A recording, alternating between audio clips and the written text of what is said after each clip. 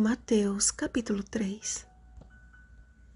Naqueles dias apareceu João Batista pregando no deserto da Judeia e dizia: Arrependei-vos, porque está próximo o reino dos céus.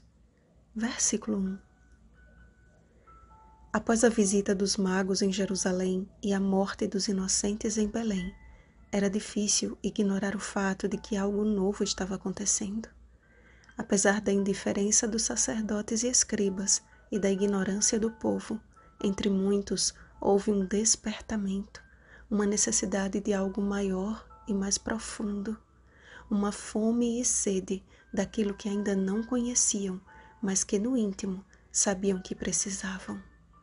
Surge então João Batista, um pregador no deserto da Judeia, um homem diferente no que falava, no que vestia e no que comia. Sua pregação era consistente e corajosa. Havia a mais firme convicção em suas palavras, de forma que saíam a ter com ele Jerusalém, toda a Judeia e toda a circunvizinhança do Jordão, e eram por ele batizados no Rio Jordão, confessando seus pecados. O ministério de João consistia em preparar os corações para o ministério de Cristo.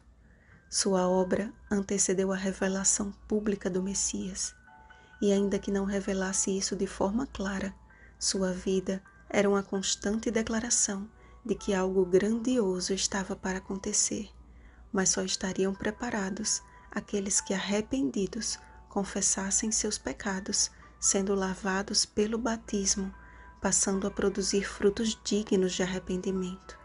Por isso que, ao avistar os fariseus e saduceus, homens orgulhosos por sua posição e aparência de santidade, João não os poupou da necessária repreensão.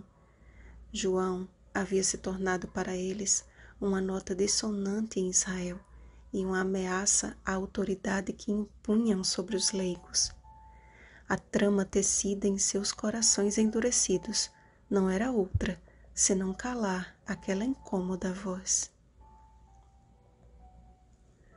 Mas o Batista sabia que ninguém poderia interferir em sua obra até que ela fosse completada, e ninguém mais do que ele desejava ver cumprido o objetivo final de sua vida na terra.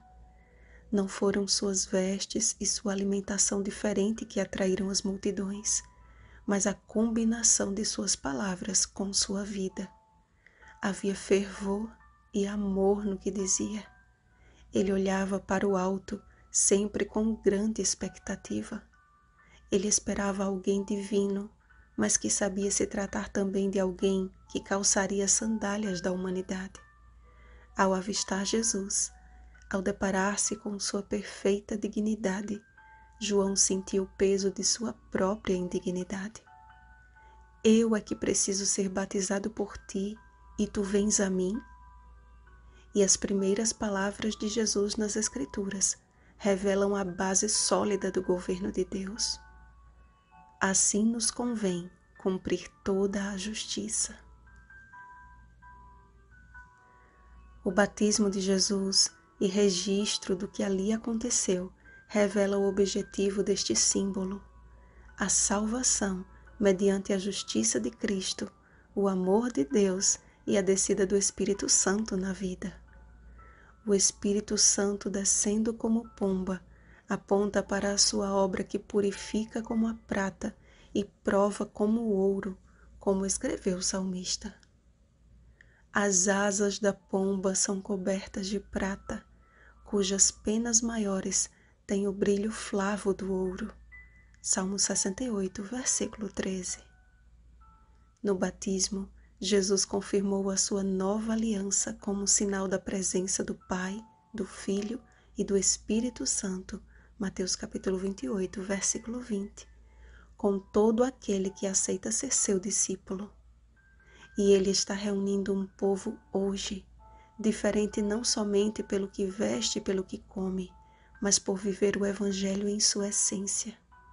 Pessoas que, qual Filipe, são guiadas pelo Espírito Santo, Atos capítulo 8, versículo 29, e qual o eunuco etíope entendem que não podem adiar a sua entrega a Cristo. Eis aqui água, que impede que eu seja batizado.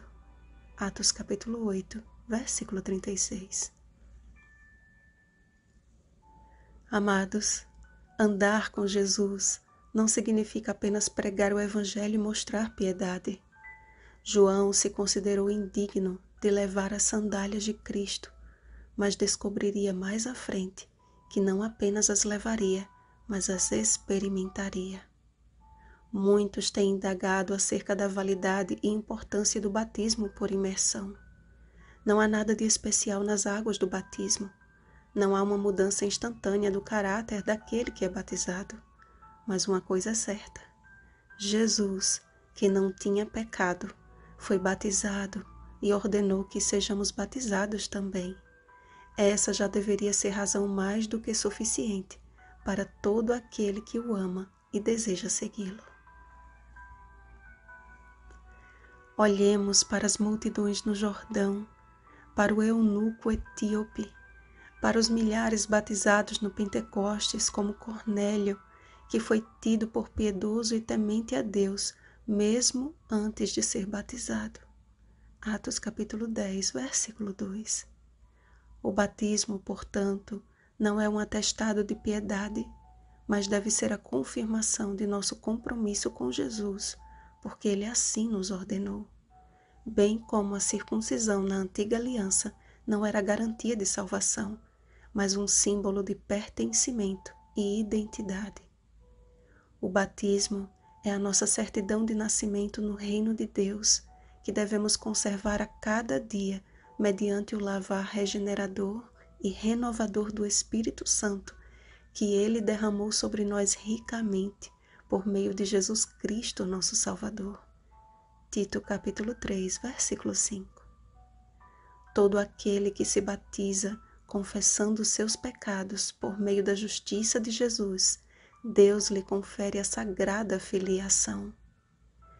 Este é meu filho amado, esta é a minha filha amada, em quem me alegro.